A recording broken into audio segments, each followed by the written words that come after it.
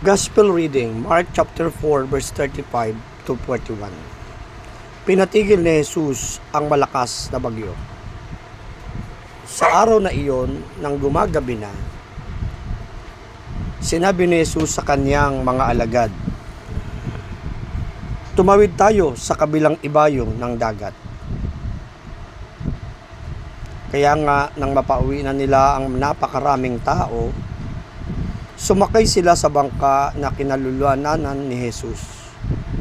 Ngunit may kasabay siyang ibang maliit na bangka.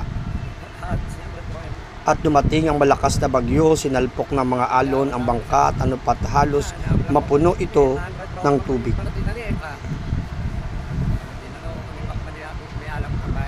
Si Jesus ay nasa hulihan at natutulog na may unan. Ginising nila siya at sinabi, "Guro, baliwala ba sa iyo na tayo ay mapapahamak?"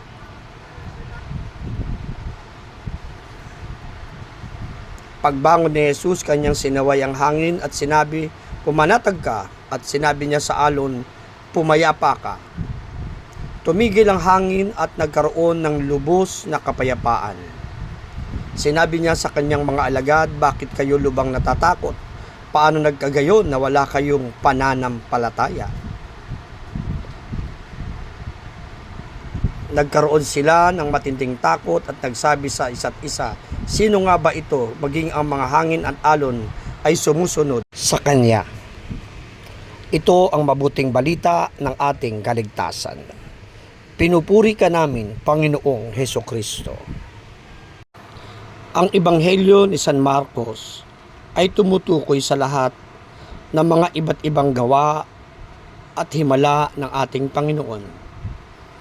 At dito ay pinapakita niya ang kanyang kapangyarihan, hindi lang sa husay at galing ng kanyang pagtuturo, kundi sa kanyang pagkontrol sa kalikasan,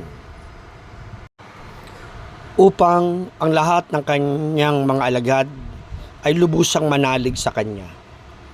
At maging tayo ngayon ay inaakay at patuloy na ipinapamala sa atin ng Panginoon ng kanyang kapangyarihan.